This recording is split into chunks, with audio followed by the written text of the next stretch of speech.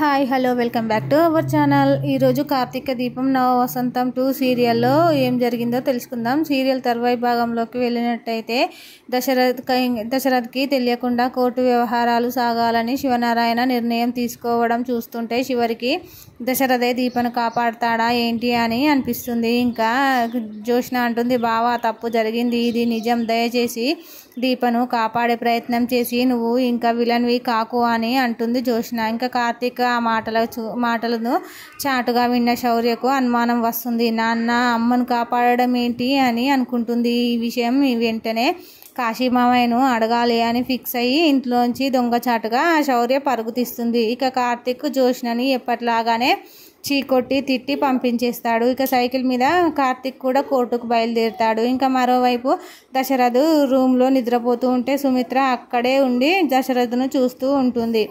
ఇంకా పక్కనే ఉన్న పారిజాతం, సుమిత్ర నువ్వు కూడా కొద్దిసేపు రెస్ట్ తీసుకో అని చెప్తుంది సుమిత్రకి. ఇక ఇంతలో శివనారాయణ వచ్చి, అమ్మ సుమిత్ర మనం కోర్టుకు వెళ్ళాలి, ఇప్పుడే బయలుదేరాలి, అక్కడికి దీపం తీసుకొస్తున్నారట, మనం సాక్ష్యం చెప్పాలి కదా, అందుకే ఈ కోర్టు వ్యవహారాలన్నీ దశరథ్కి ఏం తెలియకుండా ఉంచు, ఇక పారిజాతం నువ్వు కూడా ఏం చెప్పకు అనేసి ఇద్దరిని తీసుకొని శివనారాయణ అయితే కోర్టుకు బయలుదేరుతాడు. ఇంకా జోష్నకి అవకాశం దొరికినట్టే చేస్తుంది.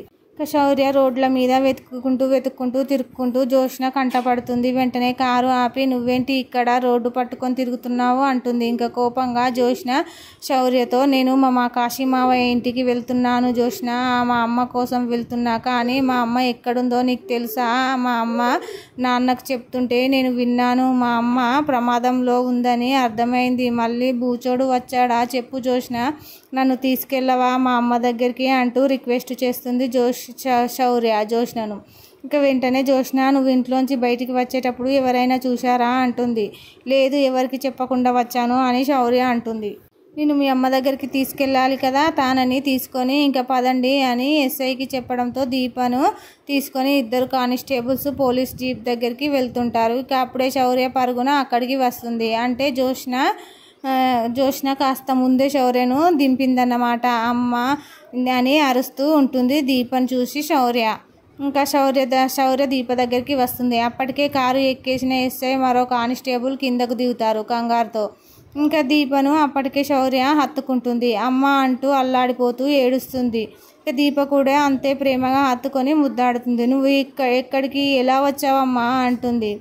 అమ్మ నీకోసమే వచ్చాను, నువ్వు ఇక్కడ ఉన్నావేంటి, పోలీసులు నిన్ను ఎక్కడికి తీసుకెళ్తున్నారు అంటూ శౌర్య ప్రశ్నలు వేస్తుంది దీపను.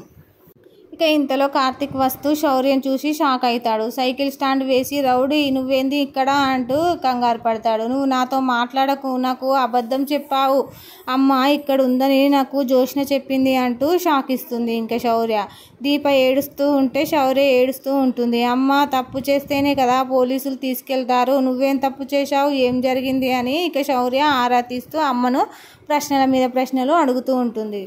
ఇక కార్తీక్ సర్ది చెప్తూ ఉన్నంతసేపు, నాన్న నీ మాట ఇక నేను నమ్మను అంటుంది శౌర్య. ఇంకా దీప చెయ్యి పట్టుకొని, అమ్మ రా వెళ్ళిపోదాం అని ఏడుస్తుంది శౌర్య. అప్పుడే ఎస్ఐ లావణ్య ఏంటి ఇది అని అరుస్తాడు. ఇంకా కోపంగా, సార్ మీరు కారు ఎక్కండి, 2 నిమిషాలు సార్, చిన్న పిల్ల కదా అంటుంది ఎస్ఐ లావణ్య.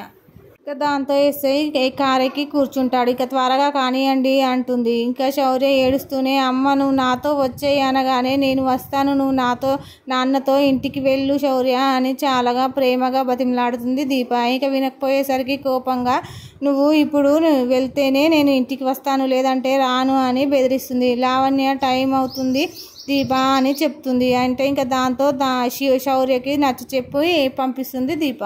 శౌర్య, లేదమ్మా నేను వెళ్తాను, కానీ నువ్వు నిజంగానే తిరిగి వస్తావు కదా, మాటివ్వు అని చెయ్యి చాపుతుంది. ఇక దీప దాంతో అల్లాడిపోతుంది. వెంటనే కార్తీక్ శౌర్య చెయ్యిని వదిలేసి, అమ్మను నేను త్వరగా తీసుకొని వస్తాను రౌడీ, నువ్వు నాతో రా అని ప్రేమగా నచ్చచెప్పి తీసుకొని వెళ్తాడు కార్తీక్. మొత్తానికి చాలా ఎమోషనల్గా అయితే ఆ సీన్ సాగుతుంది. ఇక మరోవైపు పారిజాతం సుమిత్రలు కారులో వెళ్తూ దీపను వదిలిపెట్టకూడదని ఫిక్స్ అవుతారు. ఇంకా పారిజాతం అయితే తెలివిగా, అది బయటకు వస్తే జోష్నను బతకనివ్వదు, దాన్ని వదిలిపెట్టకూడదు, ఉరితాడు వేలాడదీయాల్సిందే అని బాగా ఎక్కిస్తుంది. ఇంకా కాసేపటికి కోర్టు దగ్గరికి కావేరి, కార్తీక్ ఇద్దరు దీప కోసం ఎదురు చూస్తూ ఉంటారు. జోష్న పారిజాతం అనుకుంటారు. కావేరి నిజం చెప్తుందా ఏంటి, మాట్లాడుకున్నామని చెప్తుందా ఏంటి, ఈరోజు నువ్వు నిజం చెప్పి నాకు ఏం చెప్పి సరిపోయేది చిన్నమ్మ అంటాడు కార్తీక్ అప్పుడే కావేరి దీప గన్ను పట్టుకోవడం ఏంటి, బుల్లెట్ దశరథ్కి తగలడం ఏంటి, అయినా ఆ జోష్న ముందే అంది నీ జీవితంలో నేను దీపను ఉండనివ్వను అని కాంచన అనగానే, అంటే నేను చూసిన దానికి మావయ్య బుల్లెట్కు తగలడం మధ్య ఇంకేమైనా జరిగిందా అని ఆలోచనలో పడతాడు కార్తీక్. ఇంతలో దీపను తీసుకొస్తారు పోలీసులు. మరి దీపకు మద్దతుగా కావేరి సాక్ష్యం చెప్తుందా ఏంటి అనేది చూడాలి సీరియల్లో. నిజం చెప్తుందా ఇది అనేది రేపటి ఎపిసోడ్లో చూసి తెలుసుకుందాం. ఇంకా దీపకు సాక్ష్యం చెప్పే మద్దతుగా ఇంకా కావేరి చెప్పాల్సి ఉంటుంది. ఇంకా ఈ సీరియల్లో ఏం జరిగిందో తర్వాయి భాగాన్ని రేపటి సీరియల్లో తెలుసుకుందాం. Thank you for watching.